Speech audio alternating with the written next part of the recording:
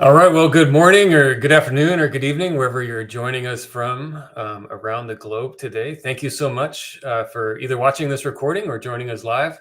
My name is Ryan Smith. I'm the director of the Fellowship Using the Science of Engagement here at the University of Texas at Austin.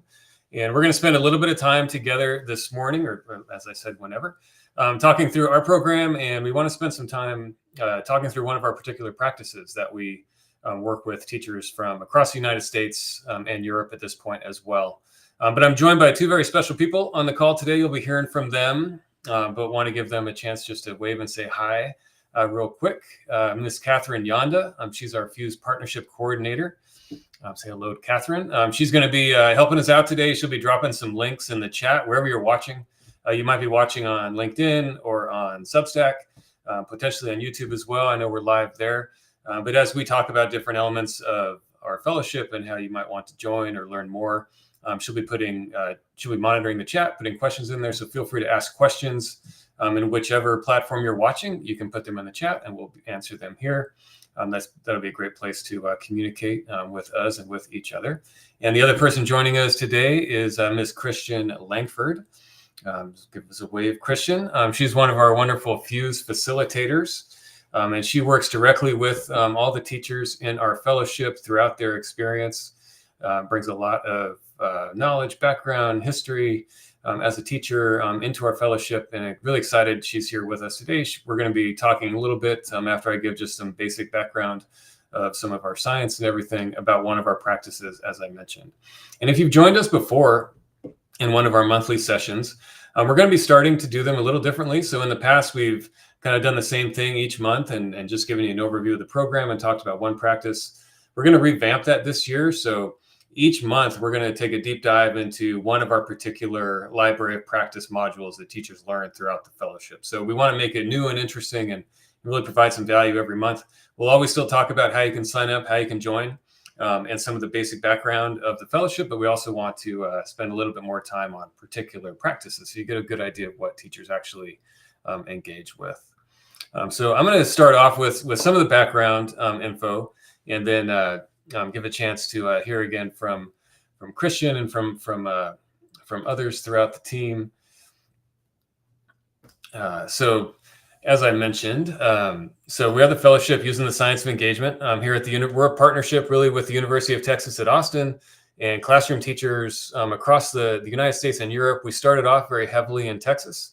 But over the last couple of years, we've expanded to now we're working with districts in Arizona, Wisconsin, Pennsylvania, New York, California, as well as some American schools, international schools in Portugal, and hopefully some others as well. So if you're one of our international schools or independent schools that are watching today, please know that we are excited to be expanding our footprint as well and building some connections across teachers across the world within our work. A little background, just kind of the origin story of where Fuse has come from. So really it's a collaboration between several folks as well as some departments here at UT, as well as Stanford and other universities as well. So our main lead scientific investigator for our program, based a lot of the practices that your teachers learn is based on his work and research over the years. That's Dr. David Yeager. He works directly with the teachers in the fellowship. He's a professor of psychology here at University of Texas, has done tons of different projects and research across the country on working with adolescents and also more recently working with the adults that are working with those adolescents.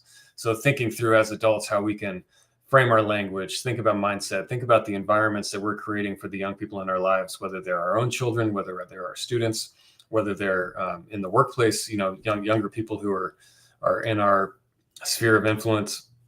And he came out with a book about a year ago called 10 to 25, The Science of Motivating Young People.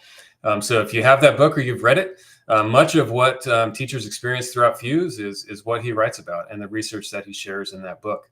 And what we've done is taken that and put them into a fellowship model that are very specific to how some of those shifts in our language and how some of the ways that we can better work with the adolescents in our lives to keep them more engaged. And then Dr. Carol Dweck is a key member of our team as well. You may know her from the book Mindset, Dr. Yeager was one of her lead grad students at Stanford. Ran a lot of the experiments for Dr. Dweck to put that book together, and they've collaborated over the years as well to not only take their work around growth mindset, but really extending that into thinking about stress as enhancing mindsets and synergistic mindsets and different ways that we can continue to improve the lives of the young people in our lives. And Dr. Uri Treisman, so he's a professor here at University of Texas as well, famous calculus teacher, MacArthur Genius Grant Award winner. Really most well known for how we have collaborated with him is his ability to take students from across the state of Texas who come from very different backgrounds, very different experiences with calculus and with other potentially, anxiety or stress producing courses, and creating an environment in his introduction classes where the level of rigor remains extremely high, but the level of support that students feel and they perceive as being there for them matches that high level of standard. So we've taken a lot of his work and the way he talks about tests, talks about assessments, talks about grades, talks about struggle, and is able to keep that expectation super high and is able to create that environment where students feel just as supported. And then we have a very tight partnership with the On-Ramps program. If you're watching from Texas, you may be familiar with On-Ramps. It's a dual enrollment program where students earn college credit as well as high school credit at the same time. The curriculum and everything is created by UT professors. The UT professors grade the exams, and then the public school teachers work with them to deliver that content and teach those students in high schools across the state. And what we did with our original partnership with On-Ramps is we identified some of the outliers and the real bright spots amongst about 1,700 On-Ramps teachers who were outperforming their students, were outperforming their peers on their campuses. And we brought them all together and really dove in deep with them and say, how are you talking about tests? How are you getting students to come in for tutoring or do retakes when maybe some other teachers who are teaching the same content are not able to get that level of engagement from their students? So really the just to wrap up kind of who we are, where we come from, is backed by decades of research, both in the classroom level as well as university. And then bringing in folks like myself who have a lot of public school leadership experience and thinking through how can we take this knowledge, this content, and really package it in a way that teachers can experience it and then implement it with students in their class. Fuse is not a pedagogical curriculum in the sense that we don't promote a certain way to teach math or science or CTE or anything like that. We're very much coming from the mindset that if we can help adults improve the way that they create an environment of trust and belonging and status and respect about instruction and about pedagogy, then students are going to be much more likely to stay engaged with their teachers, raise their hand and ask for help, come in for tutoring, want to do that retest, not see making a mistake as some kind of character flaw on their part, but rather seeing that mistake, seeing that difficult thing they're about to see as a challenge rather than a threat. So that's what we're going to spend some of our time talking about today. I'm going to give some of the background on the research, then Christian and I are going to talk about that practice. But we enter this really trying to solve this adolescent predicament that Dr. Yeager, teaches in his class here at UT, and then we work with our teachers in the fellowship program to also better understand and get an idea that, adolescence is an interesting part of development, right? And as the adult, too often, like our culture and our way of thinking about adolescence is like, if we can just get them through those years, then they'll be ready to be adults. Let's put them in a corner and just try to get them to make it through until they're 25. When really there are things happening biologically, and there's things happening within our young people that are really priming them to be able to seek challenge and seek status and respect during that portion of pubertal development that might not be as beneficial later on. And we need to take advantage of this point in life. And this predicament that we talk about is when you're going through puberty, when you have testosterone shooting high for boys and girls, for everybody, every day a young person is entering your classroom, that's the day they've had the most testosterone they've ever had in their entire lives. And then tomorrow when they're back the next day, that'll be the day when they've had the most testosterone in their entire lives. And what that does to us internally is it innately makes us want to seek status, right? We want to prove our value, prove our worth, If you have teenagers or you have students in your classroom, you know that the way they are seen by others and the way that they feel, whether they're respected or not by others, is high, as high on their list of needs as could possibly be. And at the same time, though, that's a point in life where you don't want to feel diminished or feel disrespected or feel like somebody doesn't is misinterpreting maybe some of your responses, some of your action. A feeling that my teacher is disappointed in me that I made this mistake on this math exam, not because I know math is difficult and it's hard and mistakes is part of it, but she doesn't think I was paying attention, or she doesn't think that I, was putting in the work that I needed to get that done. And whatever the truth may be, we talk about throughout Fuse is all we can tap into how we frame our language so we can create that perception that that level of status and respect is there for our students. So 100 years of developmental science of adolescence, essentially in one slide. And if anything can kind of sum up what we're about, is helping teachers get a better understanding that teenagers' brains and hormones make them hypersensitive, as I mentioned, about status, how they look to others, how they feel about themselves. And this sensitivity enhances that fear of failure, in classrooms and beyond. Not only are we, seeking to kind of prove who we are, how we contribute, what our place is, but also, that fear of failure is right there more so than anything. If you've ever, if you can think back to when you were maybe in high school and went to ask somebody out on a date for the first time, or tried to maybe hold somebody's hand for the first time, and if that was reciprocated, I can remember that. I'm sure you maybe remember that moment, when you felt validated and you felt like you put yourself out there and somebody responded in the way that you were hoping.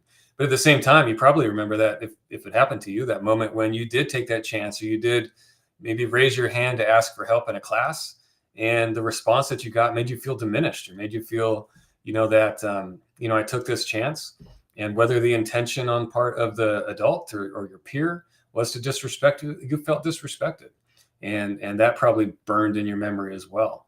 So we want to find ways that we can take advantage of that moment, and make it more likely that our young people will feel respected, make it more likely they'll raise their hand again that next time, or come in for that second attempt on an exam or anything like that. But like I said, it's not all bad. It's part of human development. Once you're, starting puberty and you're starting to kind of have some more responsibility and have different ways that you are expected to contribute, that's why they're doing that. That's why they're, taking those risks, taking those challenges, because the older you get, the more society expects that you are a contributor, that you're adding more value maybe than you're taking away. So that's part of the natural growth. And with this understanding, we can help think about ways that we can harness that sensitivity and actually use it to our advantage, promote deeper engagement and deeper learning. So I'm not going to read all these to you, but I'll share these slides afterwards. I want to make sure that you just have access to some of the science behind what we're talking about. Like, as I mentioned, this surprising and really wonderful effect of adolescent hormones. We don't often think of the adolescent hormones as having a wonderful effect. But when it comes to learning and development, it really is a wonderful effect. It's that spike in testosterone, in adolescence, regardless of gender, that drives adolescents' hypersensitivity, to signs of social status and respect, like I mentioned. Signs of respect from teachers help adolescents feel that they're on track, towards becoming adults. And this feeling of respect is highly rewarding to them.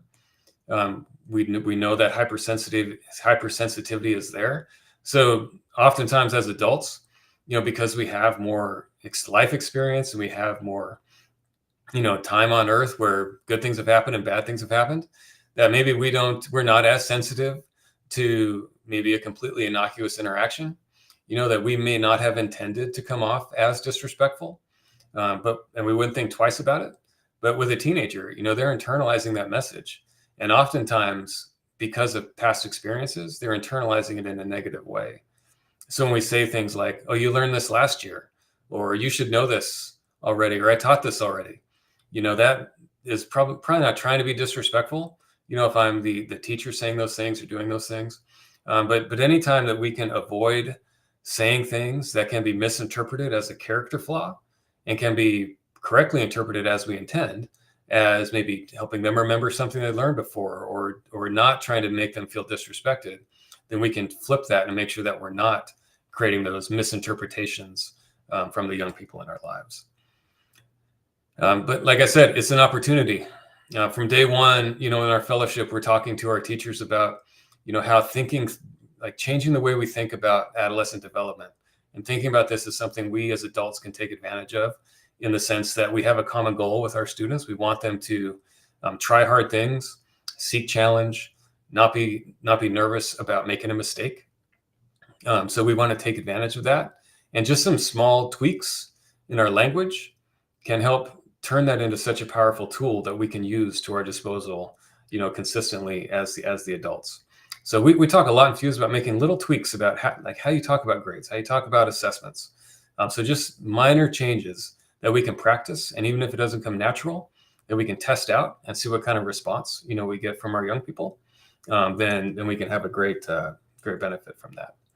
And we talk a lot about math. Like most of the teachers in our program are math teachers, but we do have CTE and science and English teachers. We have plenty of different types as well. But anytime and this is from researching and surveying close to 10,000 students from across the United States, that anytime like a young person or a student suspects that their teacher doesn't think they have that potential to learn and improve, they may conclude that their teacher doesn't see them as worthwhile investment of time and energy to teach. So like I said, oftentimes you ask those same teachers in that same classroom, do you see your students having the potential to learn and improve? And they say, yes, of course. I believe that. That's why I'm in this profession. I want them to, I believe I have a growth mindset. I believe that all my students can be successful. But sometimes the language that we're using as adults is not being interpreted, in that way. So let's flip that and make sure that that message that we're trying to convey is getting and landing the way that we hope it will land. And if you've read Dr. Yeager's book, he goes into a lot of depth and detail about each of those things and even more about that science as well. Just teacher testimonial, about thinking that idea of framing challenge as a desirable part, of the learning process rather than something to be challenged. We're going to be talking a little bit about how we praise something that's courageous, like asking for help, versus a more of a low level, praise. But really talking about like how we're framing challenge, how we're making it as something that, is something that we honor and respect, continuously throughout that process. So you'll get these slides. I'm not going to read all this to you because I want us to be able to have a lot of time to dive into one of the practices that we're going to talk about today. But finally, before I do that, like the one thing we do know definitely is that just grown-splaining or over-intellectualizing doesn't work. It doesn't work with our fellow adults. Certainly doesn't work with the teenagers in our lives. So rather than just trying to intellectualize and explain, overly explain, why it's important to try to do something difficult in a math classroom or a science classroom, is not going to have the same effect as really thinking through, how can I tap into that status and respect that I know my young people are internally seeking, and stop interfering in that adolescent development and really starting to harness it. So what we're going to do now is spend some time talking through just a couple of, or really just one main practice for today. So throughout Fuse, so Fuse is the fellowship. You've got about 200 teachers every year that join from, like I said, across the country. I'll talk a little bit at the end about some of the details of what that looks like. But they learn multiple practices throughout their fellowship experience with us. And they're all really structured into two main buckets. So there's 10 practices over 2 years for teachers that do both. And they're structured into a way of thinking about the engaged brain, making it more likely that students will be able to recall information, a lot of the science of learning, but not only just the science of learning, but how we're explaining and being transparent with our students about that science. When we spiral content, in a math classroom or any classroom really, how are we telling our students why we're bringing back those same concepts that we maybe taught last week or 2 weeks before? We're doing it because we want to tap into their ability to retrieve knowledge and bring it back and how the brain works. And that's why it's important to bring it back. But if we're not being transparent about why we're doing it, that's often misinterpreted as, well, my teacher thought I wasn't paying attention last time. And so anytime, like I said, anytime it moves from a natural part of learning something new is making mistakes to potentially a character flaw, then we're going to have a disconnect. And then the other 5 practices are really all built around this culture of learning. How are we communicating our beliefs and values about learning in the classroom? How are we communicating our beliefs and values about how we view young people, and how we view how they learn a difficult content or difficult subject? And then how is our communication around that connected and aligned with our policies and practices? So are we saying on one hand that making mistakes is a natural part, of the learning process, but then I'm communicating my retesting or revision policy and it's like a one and done, or you can't improve your grade? So there's a disconnect there. So we don't promote like a certain policy or practice, but we do help teachers and think through, is the way I'm explaining, what I believe in alignment, with my policies and practices? Because one thing we know for sure is that if there's any hint of hypocrisy, what we're talking when we're talking to middle schoolers and high schoolers, then they're going to see that and they're going to oftentimes assume, a negative. So we need to be super open and transparent and aligned, in our communication about that culture of learning in our classroom. So the 10 practices that teachers learn, they're all right here. If you go onto our website, we've got little snippets of each one as well. Reframing mistakes to optimizing memory and coding. These are each kind of what make up the curriculum of Fuse. So each month over the next 10 months, we're going to take one of these and we're going to go into a little bit more depth. Obviously not as much depth as teachers will get in the fellowship itself, but do want to spend some time talking about each one. And the one we're going to talk about today is called Mining for Mistakes, a collaborative troubleshooting routine. And that is an extension to a practice that teachers start off the summer with.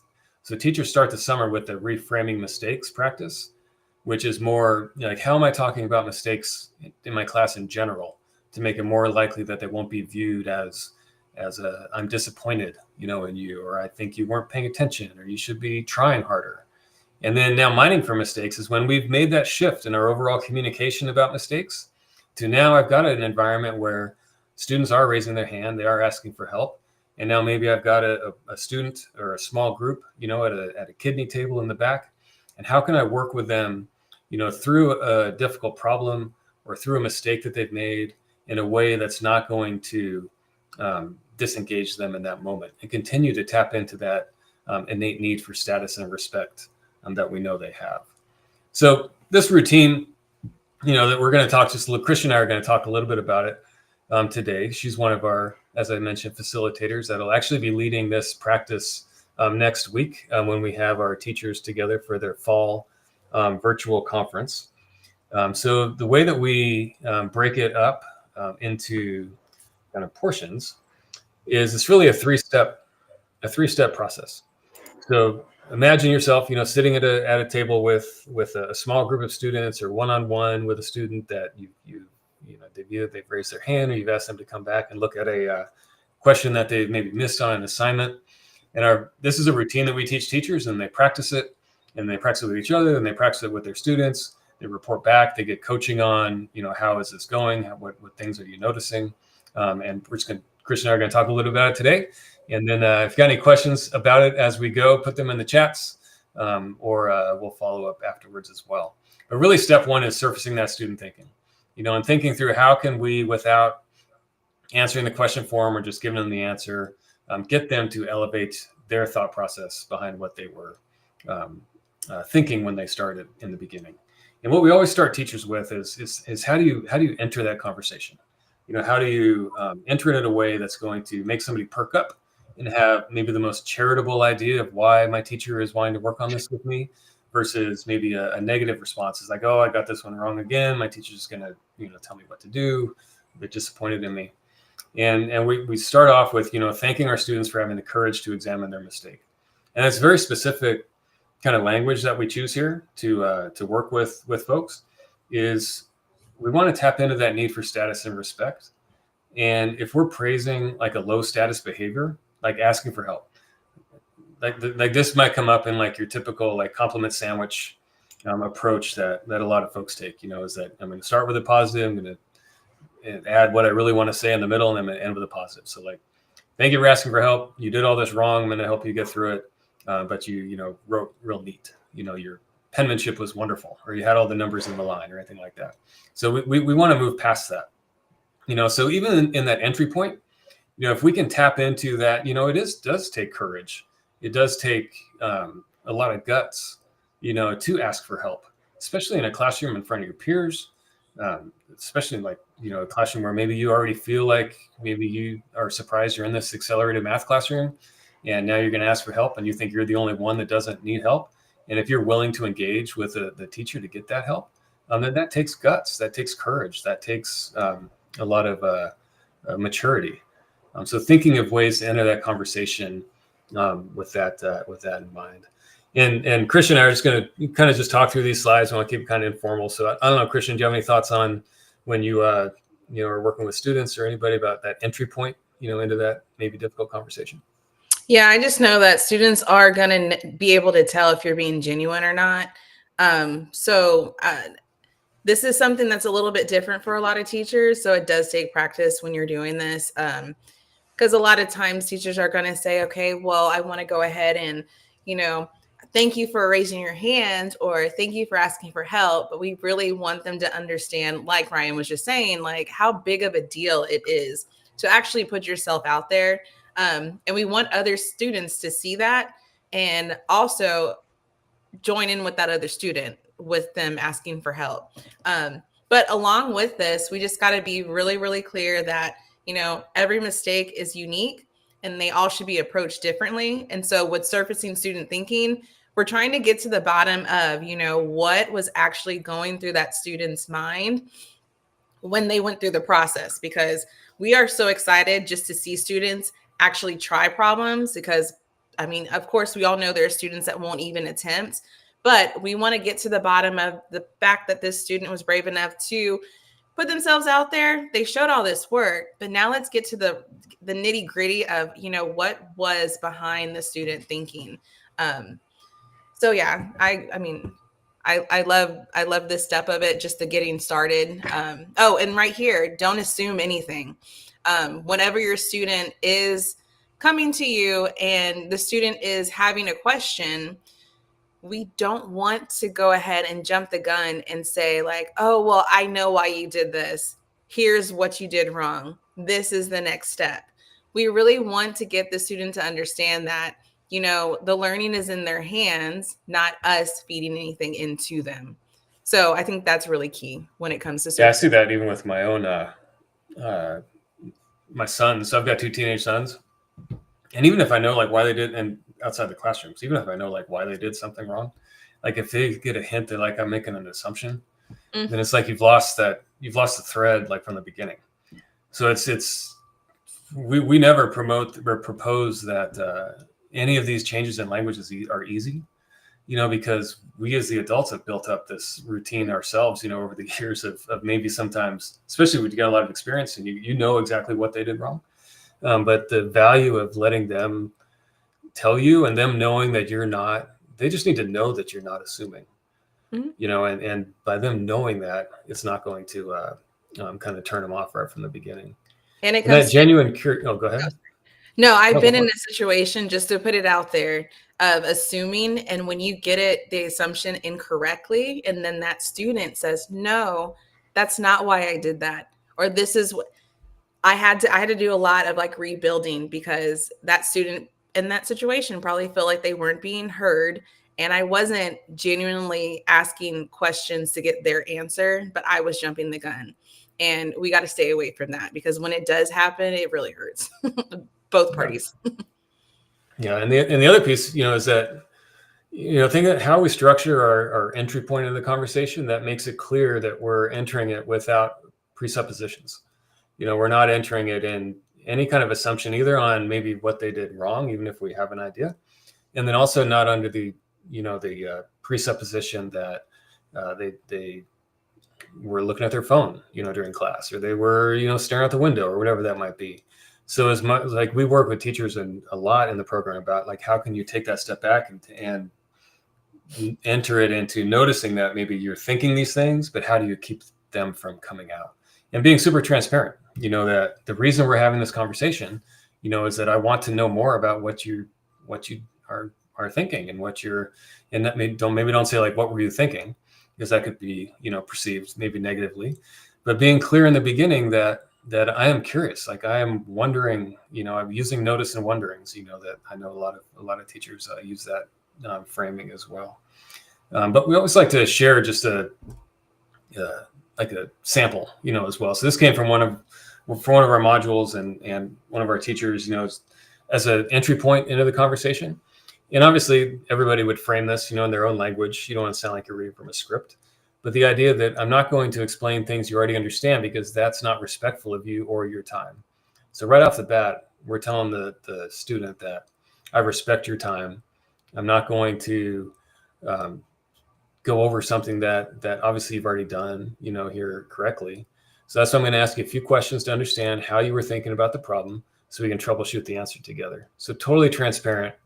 The only reason we're having this conversation is that I want to better understand. It's about me better understanding you. It's not about you better understanding me. So anytime we can flip that idea is going to tap in. Remember, it's always coming back to that tapping into status and respect.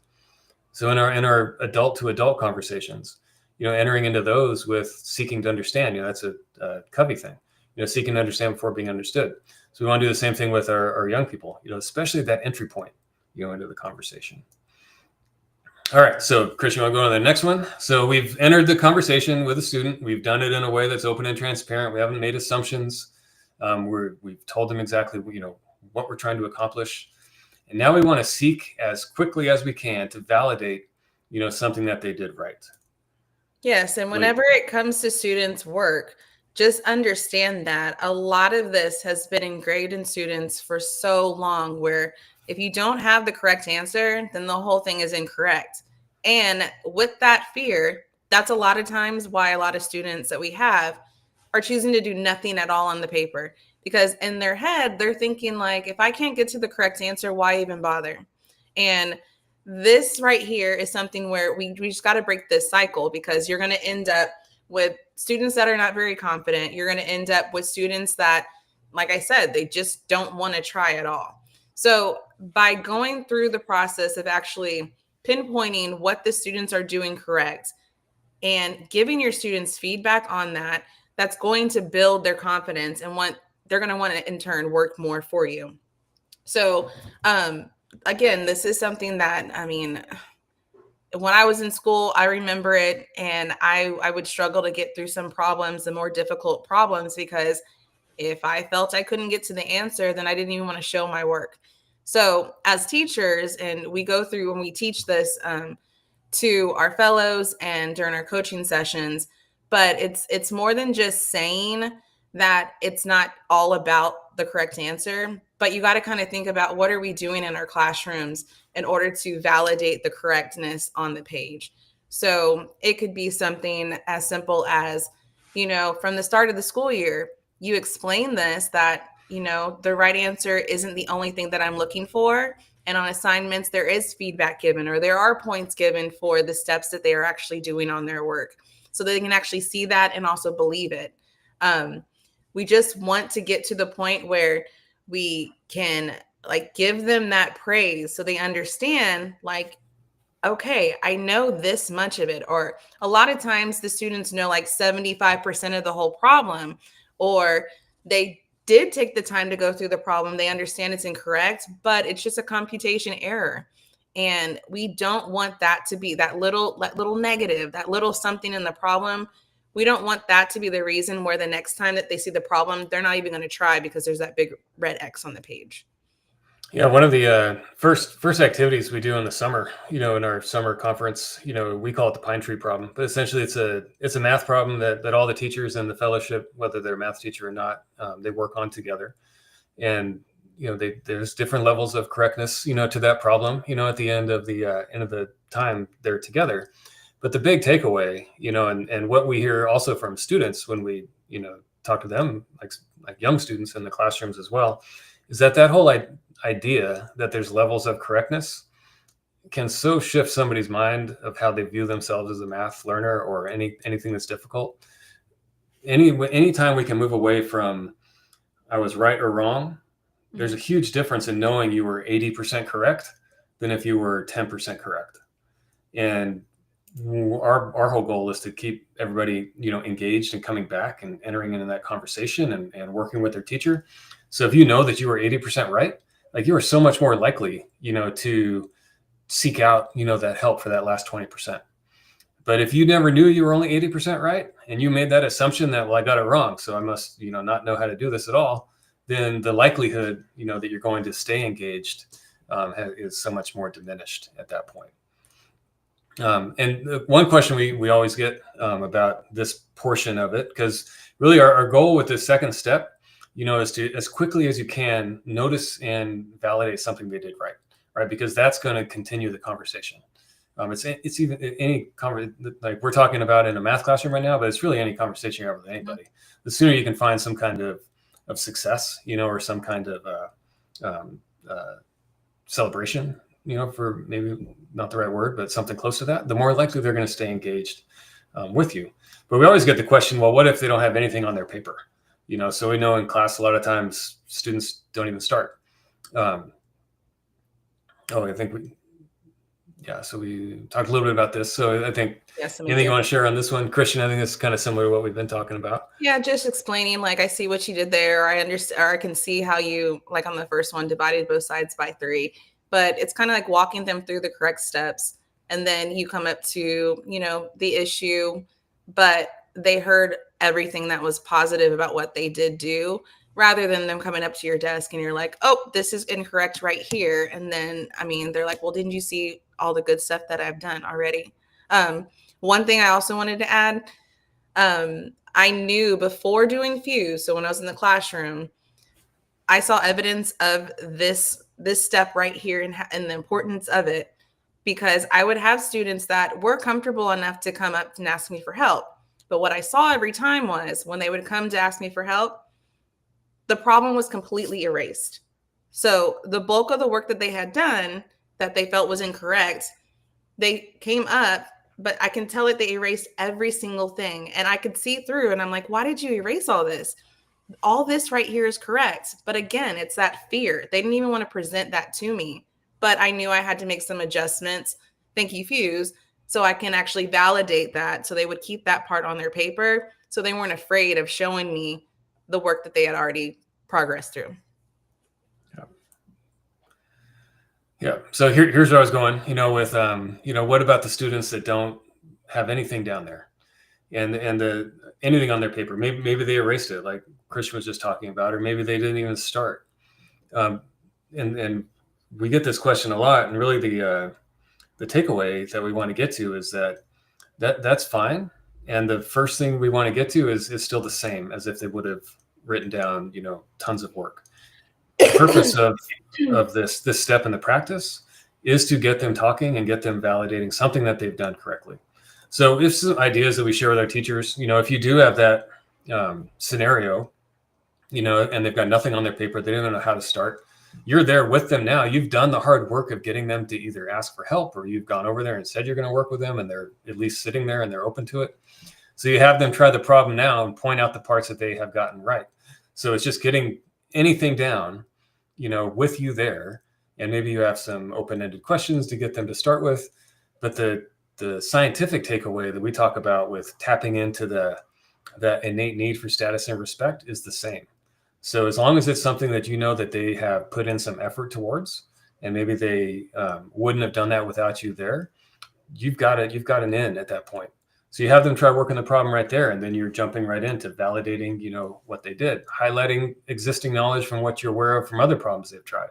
So they've probably done some other things, as well, that you can. Again, the goal is to get them talking, and get them engaged in a learning conversation, or previous concept, the student understands, and which one to build on.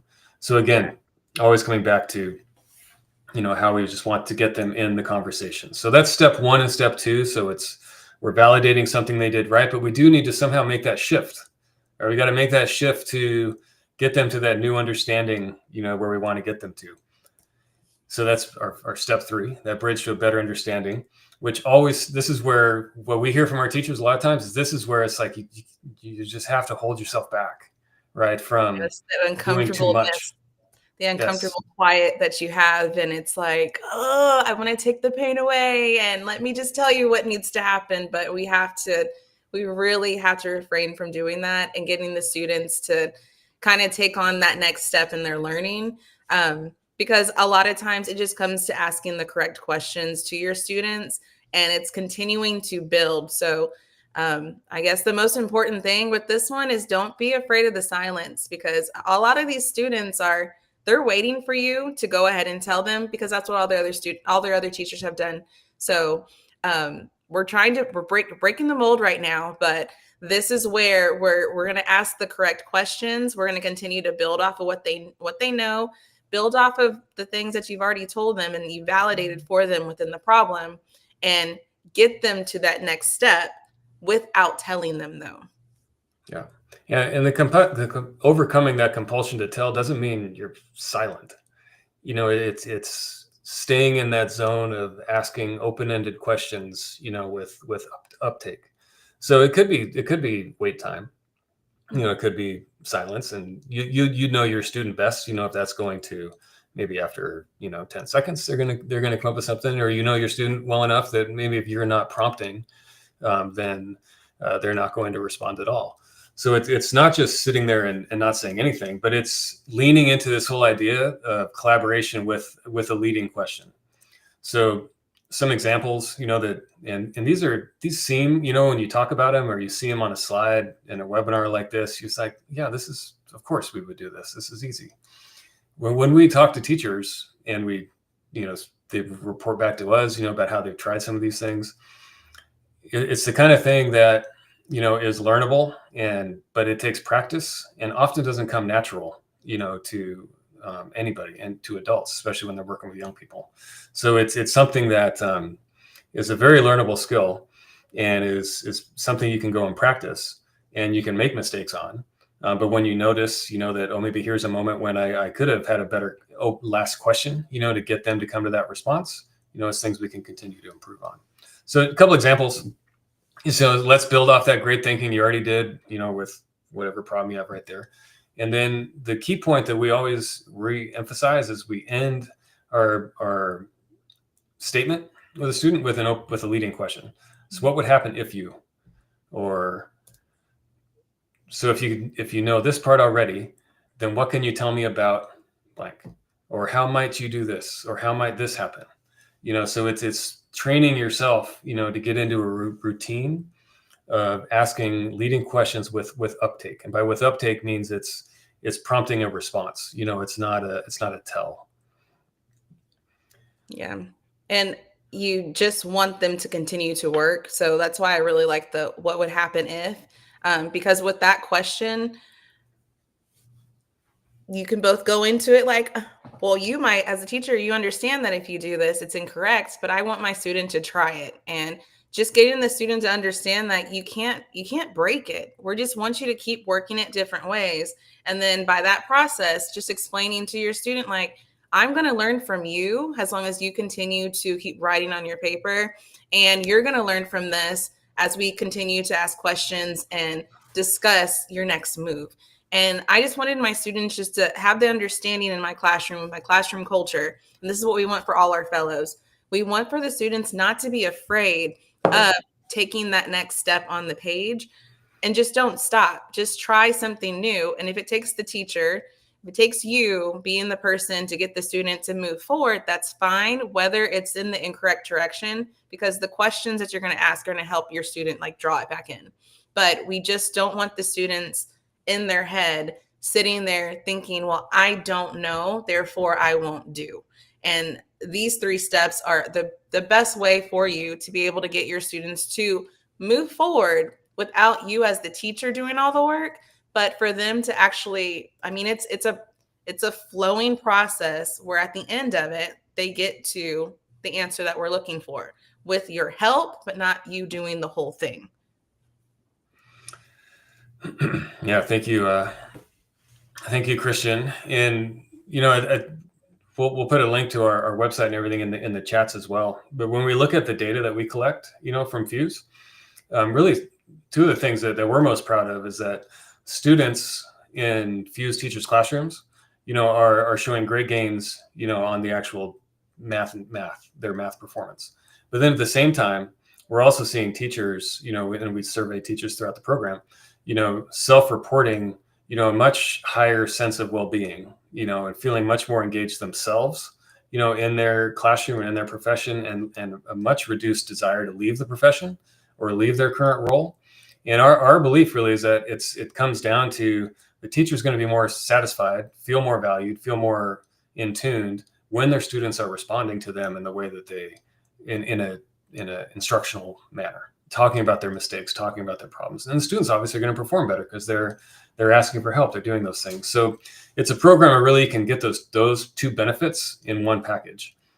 Better teacher well-being, better sense of self, better sense of happiness in a position, at the same time of students performing better. So moving away from only one right answer to that idea that I can tinker, with this problem that I'm trying to solve. Just to close up, just kind of this portion before I get into some of the nuts and bolts just about the fellowship, just for some basic tips, for that last piece in our 3-step process. Like I said, be patient, wait time's your friend, but something you can practice. Sometimes it is appropriate and it's the best thing you can do. Other times it's additional questions, open-ended questions with uptake. Signal that students should do the thinking, not you. And again, we got to tell them that. So if we just are know in our head, well, I'm not going to say that because I want you to do the thinking. We got to be transparent and tell them what we're doing. That I'm not going to give you this answer because I, believe in you. You can do things that are difficult. I have high standards. I know you can meet them. But oftentimes, if we're not transparent as to why we're doing what we're doing, then negative assumptions get built up. Clarifying questions. So we're not saying there's never a time to answer a question directly. Oftentimes in the process, we hear from teachers that, well, my students, ask me a specific question about how to do something, but it's coming from them. So yeah, of course there you would answer directly, this is how you do this step or this process. So not being so, so open-ended that your young person feels frustrated when they're asking you a direct question. So you do want to be clear about those. And not being afraid to answer a question with a question, that keeps that conversation going. And then everything always comes back to like our opportunity, to tap into that adolescent's inner drive, for status and respect. So any last thoughts on the practice, Christian, before we get into some of the nuts and bolts about the fellowship?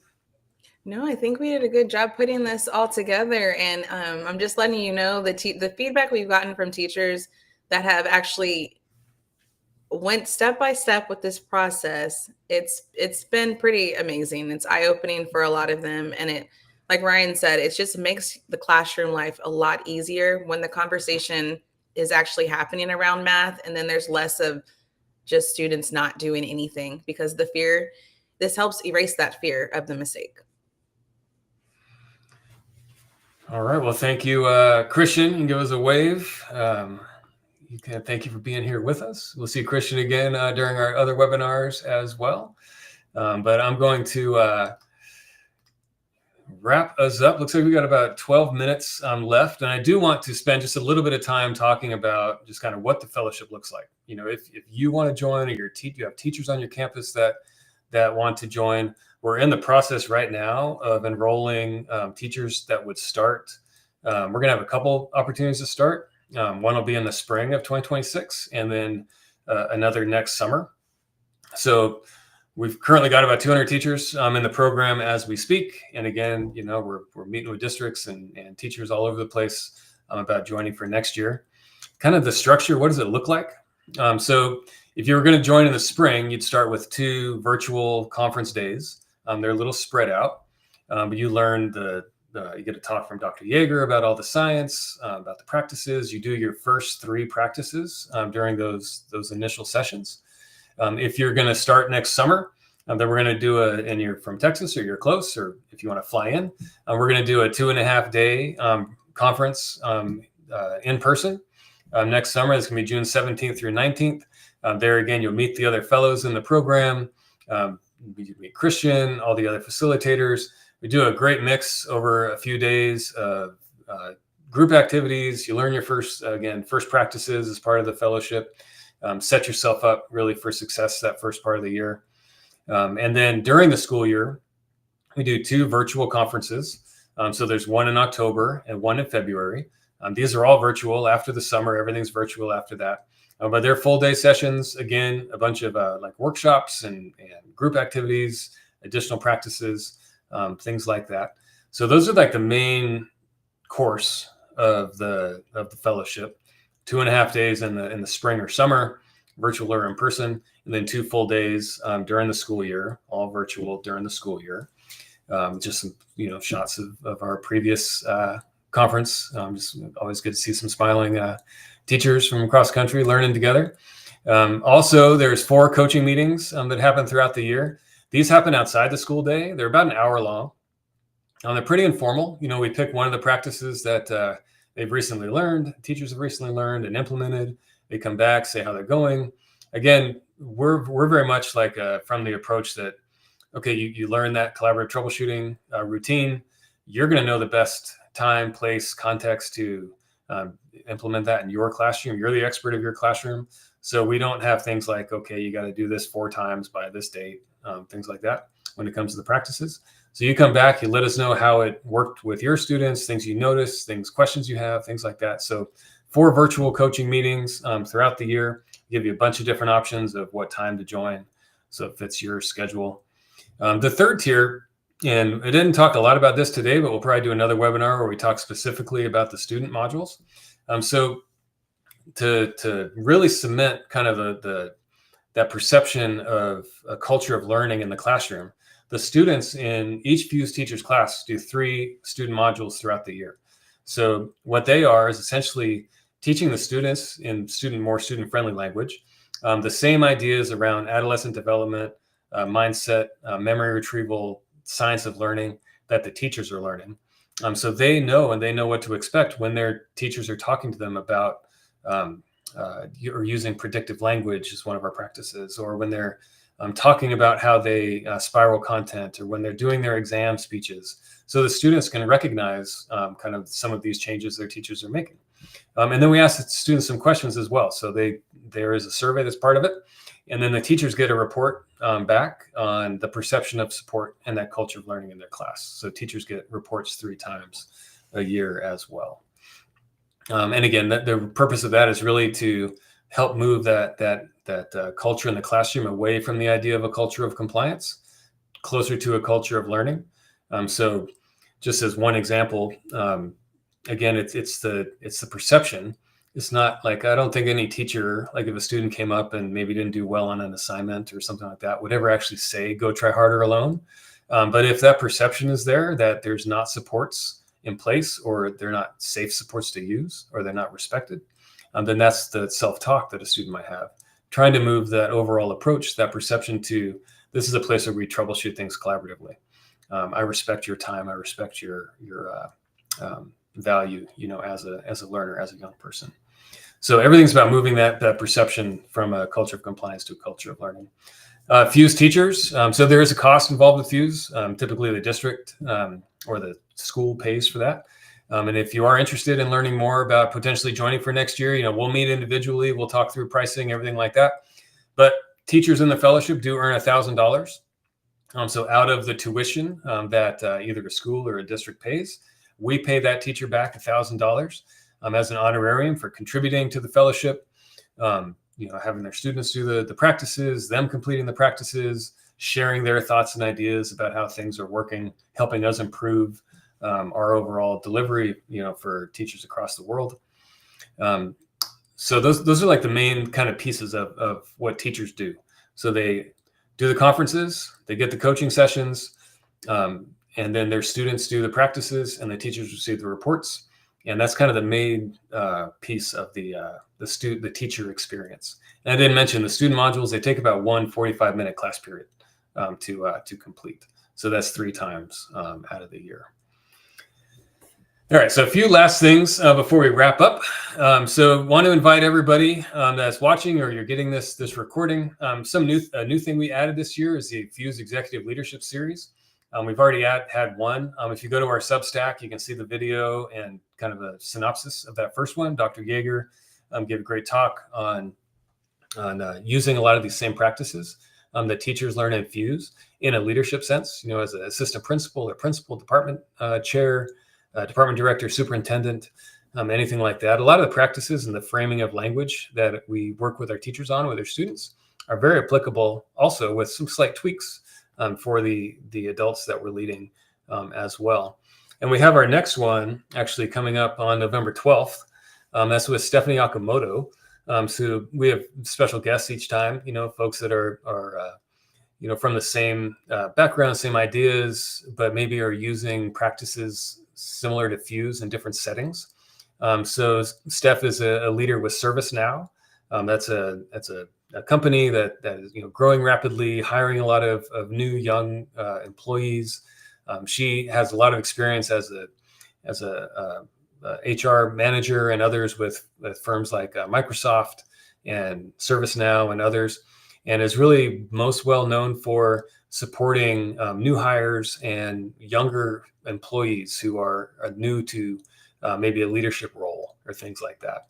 So we'll be posting different ways that you can sign up for that session as well. These are all free of charge for not only just Fuse districts, but anybody that wants to learn more about the science of engagement, different ways to implement it. You can register on our website, but we'll try to send that out to everybody as well. 2:00, November 12th. Love for everybody to join. Last couple plugs. I know a lot of you, it looks like, are watching this on Substack, so maybe you're already there, but we're going to start publishing a lot more content there. So if you haven't signed up yet or followed us, or I think it's subscribe to us there, please do so. Here's a link to it. You can snap that QR code as well. And then my last piece, I'm really, like I said, would love to talk with anybody that's interested in learning more about your teachers joining. This is a great time of year to have those initial conversations, because we definitely want to work with each partner, district, school individually to really think through, like, how are your current strategic goals, plans for supporting your teachers aligned with what they would learn in Fuse, or how maybe we need to tweak things a little bit to better align with your current goals and your current plans. I spent 20 years with Round Rock ISD here in Texas, and the last several years as a senior central office leader, and always appreciated different groups I was working with that would take kind of what my goals already were and align what we were going to partner with to those goals. So we definitely want to learn more about your work, learn more about how we can make sure that what we're doing is supporting the efforts that you already have in place. That QR code on the screen right there will take you to a place to schedule a meeting, but you can always go to our website. There's ways to connect with us there as well. You can chat to us on Substack or LinkedIn if you're watching there. I know there's a few of you there, or on YouTube. I think there might be a couple of you there as well. So anywhere you're watching this right now, you can make a comment, reach out, and we will schedule some time to chat. We would love for teachers from all around the place to join us next year, and this is a great time to start those conversations. And just the last slide. I think I've got about 90 seconds before we hit 12 o'clock. Just a quote, like I said, Dr. David Yeager is our lead scientific director here with the program in the Institute. Professor here at University of Texas at Austin. And really, to sum up, Fuse was designed so teachers have a library of resources, a network of colleagues, and dedicated time to think carefully about how they would like to use this important science. So we provide the space for teachers to maybe take a step back and take a moment, and think through how what we're presenting could be best implemented in their context. Oftentimes we don't have that opportunity or that chance just to take a breath, take a step back, and think through how might I make a few tweaks, to my language that are going to have outsized returns when it comes to having students be more engaged with the learning in my classroom.